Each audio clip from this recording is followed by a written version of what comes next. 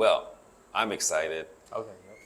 Yeah? Oh, Me yeah? too, yeah, I'm Good. very excited. I'll tell you what, this is the second episode of the IMG Learning podcast. And I'm with Minh. My name is Mr. Dustin.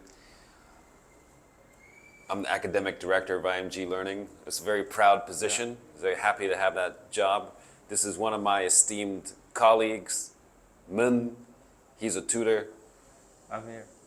Right now, we're talking about AI. The purpose of today's episode, episode 2, is to discuss AI. Yeah. And there's a rising uncertainty among teachers or tutors because, maybe in the future, AI will take over the jobs or the roles of the educators. Really? Maybe. Some people are Yeah. worried about that. Some people Yeah. are worried about that. How do you feel about that? I don't know.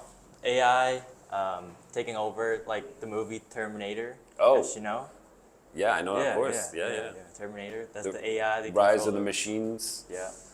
Maybe we'll get there one day, but not. I don't think.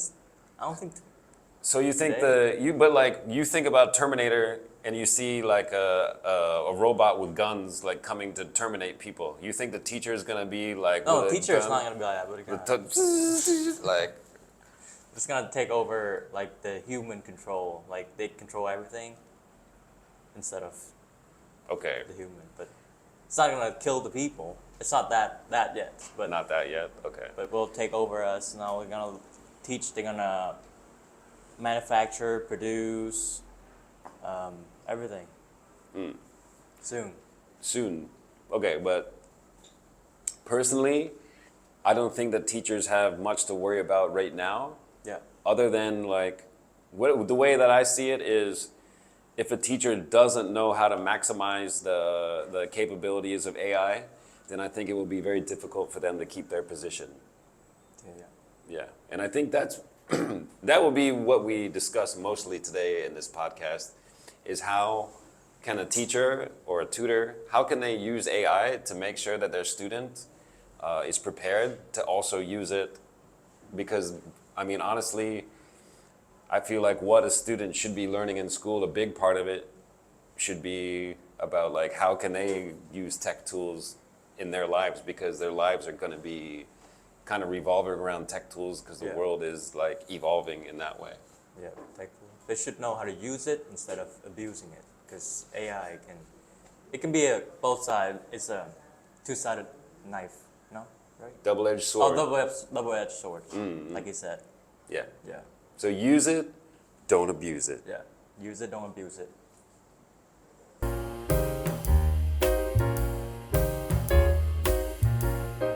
Now that we've got the introductions out of the way, we know we're going to discuss AI and especially the use for teachers.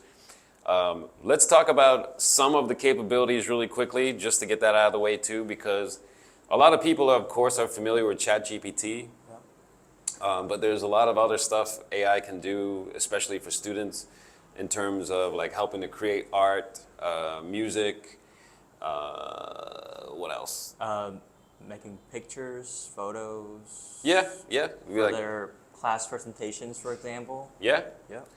So you basically, it's really cool because you can, instead of having to rely on licensed material, licensed stock footage, a lot of it has the watermark on it, and it's hard to get rid of it sometimes. But if you just prompt AI the right way, you can make some pretty usable, nice, decent, usable pictures to put in your presentations. Yeah, it's good. But today, we're not going to really focus on that right now. We're going to be talking about mostly writing prompts. Writing prompts, Yeah. making paragraphs, essays, stories. Yeah. One of my, I guess we should talk about how a teacher should know how to write specific prompts, but also to help their students realize how to do that too. Yeah. So for example, one way is if you're teaching younger kids, a lot of things they do often is write stories, right? But if you just tell AI to write a story, who knows what the story is going to be? Exactly. It could be anything. Write a story. It can be 1,000-word stories. It could be a story of the AI story. right? And if you let's say you ask like a 6-year-old, hey, use AI to write a story, and it'll make this long story, Yeah. and it doesn't sound anything like what a 6-year-old would write, Yes. you know. And the same thing can go for a kid any age. So you want to be specific, especially to what that kid's interested in, so that they can actually understand the story that they use to write. They can actually understand the story that they asked the AI to write. So that way they can read it and decide like whether they like it or not, what's good about it, what's bad about it. Yeah. What they can change or what they can Yeah, how they can edit it. edit it. Yeah. Yes. So that's the most important thing. So like for example, if your students are 7 or they're 8, you can ask the AI to write a story that is appropriate for the children that age, and you can ask it to make it a fantasy story about like a turtle, or you know what I mean, like something like that. Anyways, okay, let's keep going. Anyway, the important thing is, if you're a teacher or a tutor, you ask your student to write a story in AI, be very specific about, you know, how they should prompt the story. And the best way to do that, especially if if you're teaching one-to-one online, you can like show the whiteboard and like give the student like different, like make a chart, and say like, you tell the AI, act as a fiction writer, or act as a fiction writer for children of age 6 to 8, or if you want to change it to age 7 to 10 or whatever. Write me a 500-page story. Or you can also say, write me a 30-page story, but has maybe not 30 pages, but like let's say like 500 words. 500 words at the most. Yeah. But has like, give me an idea for a picture for every 100 words, or something like that, and then you can see how it comes out. And it can have a talking turtle, a talking dog. Maybe the dog is friendly and the turtle is angry, something like that. Yeah.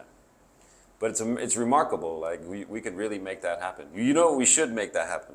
I want to make sure that we do that. That's your job. That's something you have to do. Okay. Yeah. I have a challenge for you. Talking dog, angry dog. Oh no. Happy dog, angry turtle. 500 words with 10 pictures. So want me to make a prompt out of it? Yeah. Okay. Maybe not right now, but maybe in the future. And then Yeah. we'll post the results somewhere that our viewers can watch. They can And see it. some platform or ChatGPT or the AI, when you write 500 words, some will automatically cut off the word, even the paragraph's not even finished. Yeah. So that means you need to tell it to have a beginning, middle, and end. Yeah. You need to prompt the AI to do that. Yeah. So that way it does have a clear beginning, middle, and end. Otherwise, you're gonna have to write it yourself. Yeah, the rest. You have to write the You have to story finish yourself. Finish the rest of your story. You want to have to do that yourself. Yeah, half AI, half human. But that's still it's a good way to challenge your students. Yeah. You say, okay, well, the story that you created doesn't have an ending, a good one.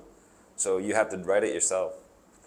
Either that, or you have to ask AI to give you a 100-word ending related to this story. Yeah, I think that's a good idea, because if you have like a 30 minutes class, and then you tell the students to do it for like, write 500 words, it could be 45 minutes long. So instead we did like the introductions, the body, and then we just tell them to do the conclusions. That can be a good way to summarize all the ideas in the stories. Yeah, sure. It depends on the task, right? Yeah. All right. So, and it's not just writing stories. Obviously you can write essays with but when you write the essay, this is something very complicated we were talking about before. You and I talked about in the past. Like, as a teacher, when you ask the student to write an essay, it's really important to understand the capabilities of that student before you assign an essay. Because if you just tell everybody at the beginning of the year, write an essay, of course, especially teenagers, they know how to use AI already, so they could just all turn in something with a very similar style or a very similar, and you're gonna say, oh wow, all of my students are fantastic writers. They're like such geniuses. Exactly.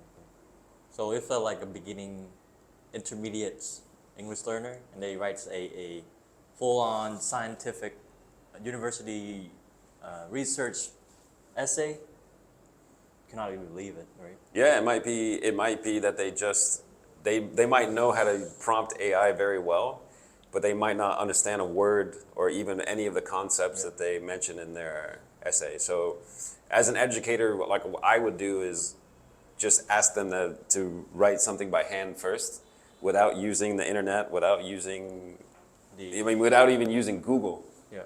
Just straight on like a Maybe not even a book. Just like give them a prompt and give them a prompt. Treat your student like an AI chatbot. Give them a prompt and then make them write by hand. Yeah. Or have a conversation with them, so that way you actually know the level of your student. So that way when they turn something in to you, you have a good idea of like what they're actually capable of. Yeah. Because if they're writing outside of their capabilities, then you might have a problem. Exactly. And the reason why it's a big problem is, like, especially if they're a high school student and you want to help them, Learn. come to university. Yeah. Like if they end up, they need to learn. If they end up at a university, but they didn't actually learn anything, they're gonna get exposed somehow. Yeah. They don't have no foundations. Yeah. Yeah. They're gonna get just like- exposed. Yeah. Exactly. So it's really important that tutors and teachers, they like if their students are writing something, it's very important to go through that with them to make sure that they know. understand what they're talking about, they get the concepts, and the concepts all connect. And it's important that they understand how to edit too. I mean, you can use Quillbot and those sort of things, but it still doesn't really test, or it doesn't really help you make sure that you understand what the content all means and how it all connects. Because if you kill bots, sometimes you don't understand the context. Yeah. Then the wording can be strange. Yes. Or really weird. And the teacher will know that right away. Teacher will know it right away. Yeah. Okay, one more thing I want to discuss. So these are really important. Have you ever been in that situation before where the teacher knew that you wrote in AI and they questioned you? So I was launched actually last year, 2022. It's pretty new to us. So when I was in school, I didn't have to use much AI because AI wasn't a thing. So basically, we just paraphrase what we learned or what we read. But you could literally just copy and paste something from the internet and put it into your, up until AI. AI made it a lot easier. AI made it a lot way easier than back in the day. But did you ever did you ever have a situation where you might be like, Because I can tell the writing if it's AI or not. Because from my students, they've used AI before, and I questioned them. So what's this word means? And they didn't know. yeah, So that's how I know that. Oh yeah, he used. that's pretty much what I do too. yeah. Yes. Oh wow, you use the word. Fab. What is it? Flabbergasted. Flabbergasted. I was flabbergasted by this, and I'll be like, "Oh, you were? Can you tell me how flabbergasted? To what extent were you flabbergasted? It's like yeah. What specifically made you flabbergasted? Crickets. You hear a cricket noise. You know? Yeah, I know the cricket noise. Okay, there's one more thing that's that I want to discuss, and it's about and I just found out about this recently. Like, if you can ask AI to act as a mentor to you, I didn't realize that. There's something, because I follow these different people on Instagram and they give tips about how to use it, and they were saying like if you're a business person, for example, and you want to get like a mentor, or like you want to get like Bill Gates' point of view, or you want to get like Paul Allen point of view or whatever, you can tell the AI, like, hey, I have this kind of business, and it's I feel like I'm missing something or whatever. Give me tell me what you would do from Bill Gates' perspective, or something like that, and it'll give you a list, or give me 10 ideas that you think Bill Gates would do in this situation. So you don't have to sign up for a course. You don't have to sign up for a course. You use ChatGPT. Yeah, ChatGPT It tells you to get what you need for your advice. you get mentored by Bill Gates by ChatGPT, something like that. Really awesome. Elon Musk. Yeah. That's how you're gonna be a billionaire. Yeah. I mean, I don't know if it's actually going to work. You still have to apply yourself to it. You still have to understand what it means and try to work it out. But sometimes, like, one thing I also do when I use AI is I ask it to give me an example of like, okay, give me a list of 10 things, but give me an example of what you mean by each of those 10 things. And I say, also give me one practical application of how to use that example related. So it's like, So AI is basically a more advanced Google search. Instead of you have to go through different websites, get all the informations, AI just give it to you. yes. Just one click. And some of them actually give you the reference page to where they got it from too, which is really cool. All right, so teachers, we just said a lot of stuff.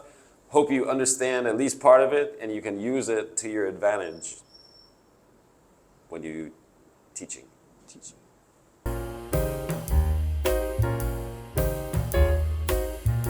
Cat, she's so happy. All right.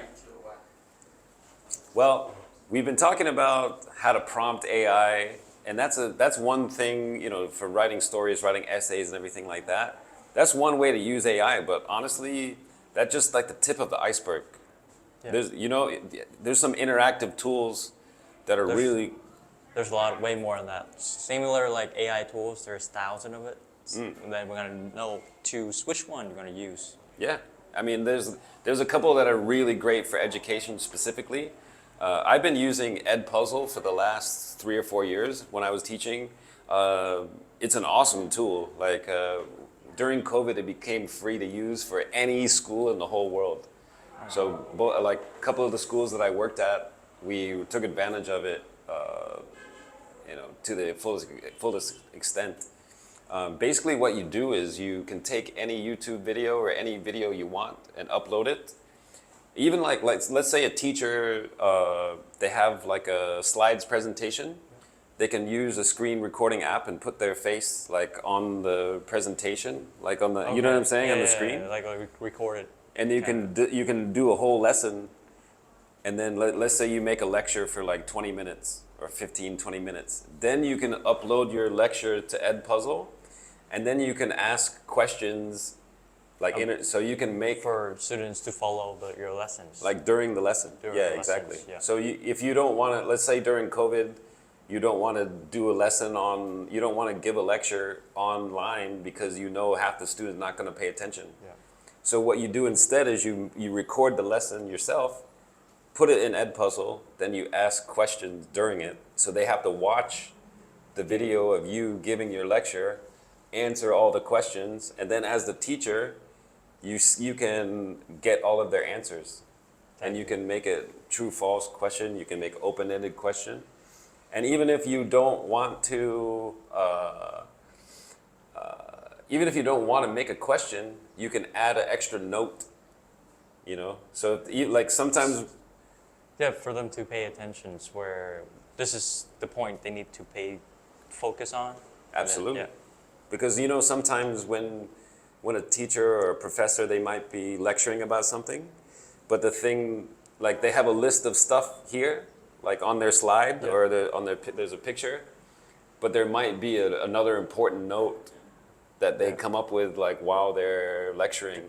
So like that's a beautiful part about the interactive tool like Edpuzzle. You can say note, so it'll stop the video, and it'll give the student notes. I said this, and you can even say this will be on your exam or whatever. Oh, right. Whatever. So that way they have to pay attention. Yeah. So that's really cool. I want to shift focus though. Have you heard of this thing called ThingLink? I actually heard a little bit about ThinkLink, but can you just tell me more about ThinkLink? Yeah, I used ThingLink a little bit once, and the way I think I made it to, well, it wasn't very familiar to my students, basically. ThingLink, like a simple way to put it is you can take a picture and you can make it interactive. So like when you use ThingLink, you put hotspots all over the picture. So like, let's say there's a picture of New York City, or we're in Ho Chi Minh City, okay. Let's say there's a picture of Ho Chi Minh City, okay. And it's like just a photo, and then you can see Batexco building, you can see the landmark 81, you can see Saigon River, and the new bridge. What's the new bridge called on District 1? It's called Ben Cao or something like that, or Ben. The new bridge, like cross the D2? Yes, yeah. Thủ Thiêm? Thủ Thiêm. That's the new one? Yeah, Thủ Thiêm 2. Oh, it's Thủ Thiêm 2? Yeah. Thủ Thiêm Part 2? Yeah, okay. Part 2. So they but have like, the first one, they have the second one, and they have the tunnel too. yes? Thủ Thiêm tunnel. So for example, like, let's say I wanted to give a map of Saigon on ThingLink, and then I want to engage my student in a conversation. So of course my student is Vietnamese, so they will recognize all of those places. Hotspots. So then I can put like a hotspot on landmark 81, and then on that hotspot I can put the name landmark 81, and then I can, when they click on the hotspot, they can have a little bit of information about landmark 81. Yeah. But then I can also hyperlink like a video on a YouTube video or another video, like discussing the construction of a landmark 81 or like how it's important or whatever. Yeah. I can do that for every part of Ho Chi Minh City if I wanted to. Like, you know, the tunnel that goes under The water, the river. under from 2 TM to District 1, Yeah. I can say something about how the Japanese helped build that. You know what I mean? Yeah, Like it's a collaborative, so it's really cool. It's a Get really, information from. yeah. So for example here, I think Dustin showed me the image hotspots about ThinkLink, and he can use his image here, as you can see. He can point out his shirts, where it's made from, or his how his eyes are far-sighted. He's actually wearing glasses, but he's not wearing now. Okay, but similar to image hotspot, I think there's websites. There's an open source website. They have the similar features, which is H5P.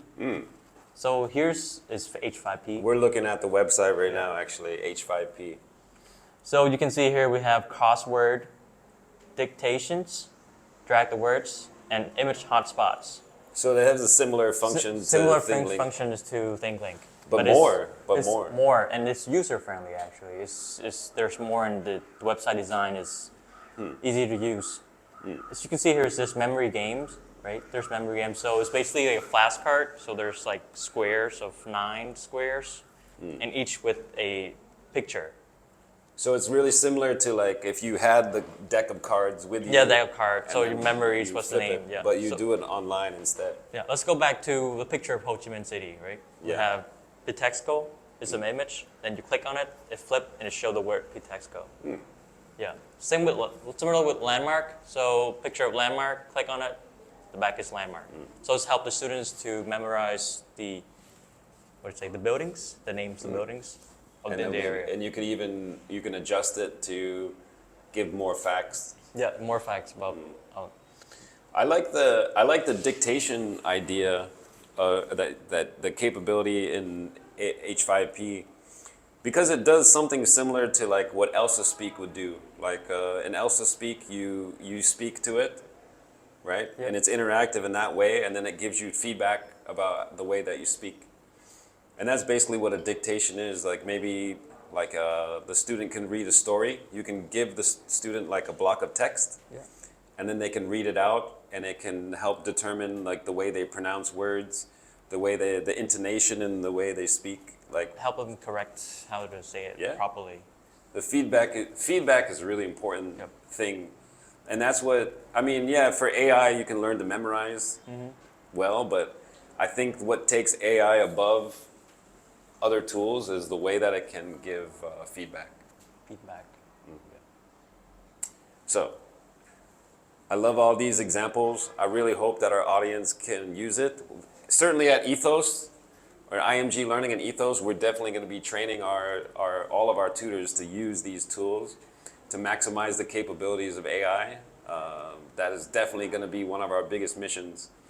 But as a viewer of this podcast, we want to make sure that you get a chance to tell us some things in the comments section here.